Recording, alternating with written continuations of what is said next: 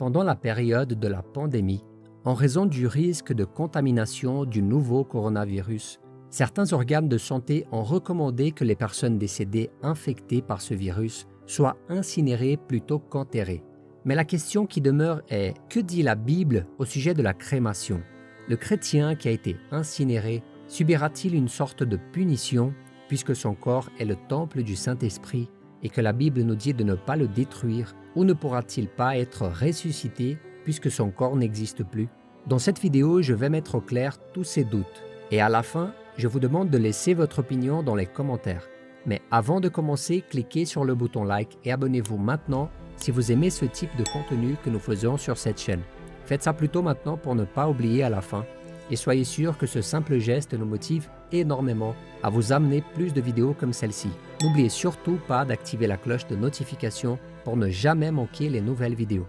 Alors, on commence. Pour vous dire la vérité, mes frères, la Bible ne dit pas grand-chose sur la crémation.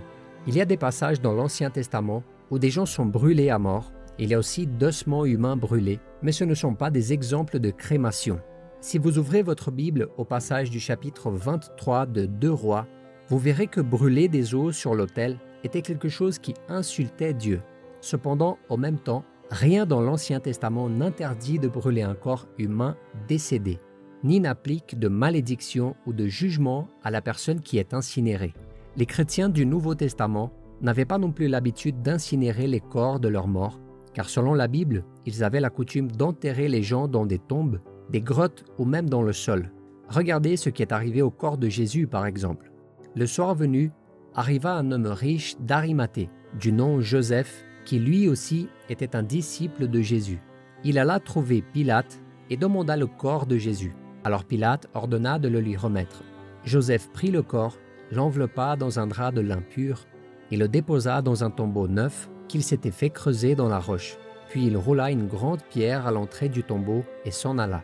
Cependant, il est important de noter que même si l'enterrement était la pratique la plus courante de l'époque, la Bible ne mentionne pas que c'était la seule pratique autorisée pour traiter un corps défunt. Et quant au fait d'un chrétien risquer de ne pas entrer au paradis parce qu'on a incinéré son corps, mes frères, cela n'a aucun sens.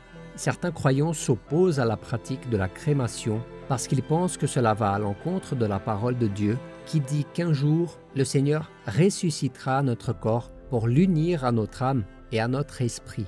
Cependant, l'apôtre Paul nous donne une explication de ce que sera notre corps dans l'éternité. Lisons ensemble ce qu'il a écrit à ce sujet. Mais quelqu'un dira, « Comment les morts ressuscitent-ils?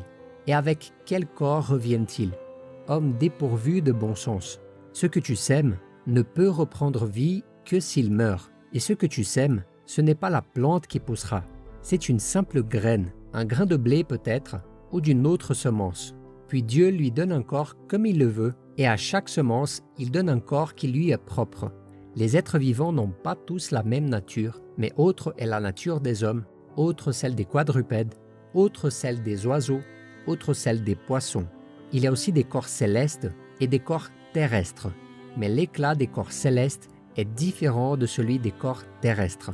C'est aussi le cas pour la résurrection des morts. Le corps est semé corruptible, il ressuscite incorruptible.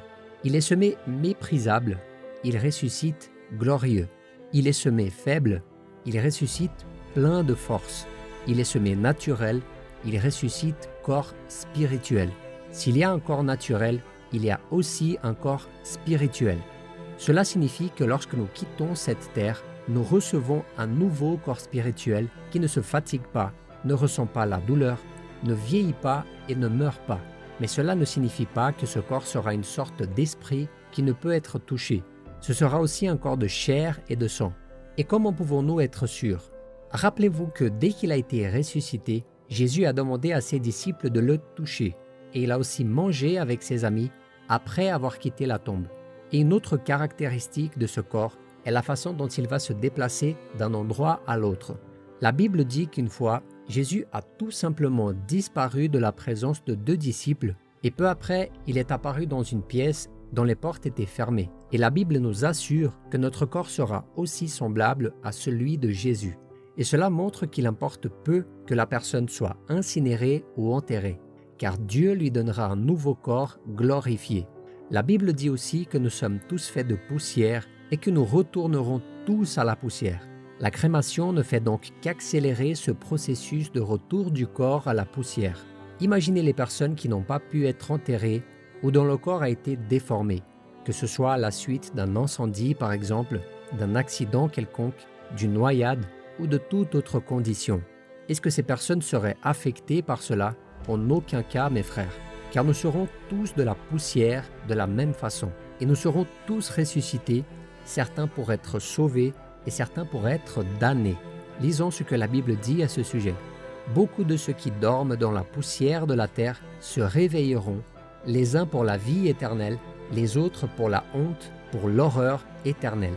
Par conséquent, le mode d'inhumation ou de crémation est un choix que nous faisons et Dieu nous donne la liberté de le faire. En analysant la Bible, nous ne trouvons aucune interdiction ou même d'indication à ce sujet. Par conséquent, toute personne qui a le désir et les conditions peut choisir la crémation ou non sans aucun problème. Comme je l'ai expliqué dans cette vidéo, la crémation n'est pas un péché et ne cause aucun problème spirituel, ni pour la personne, ni pour sa famille.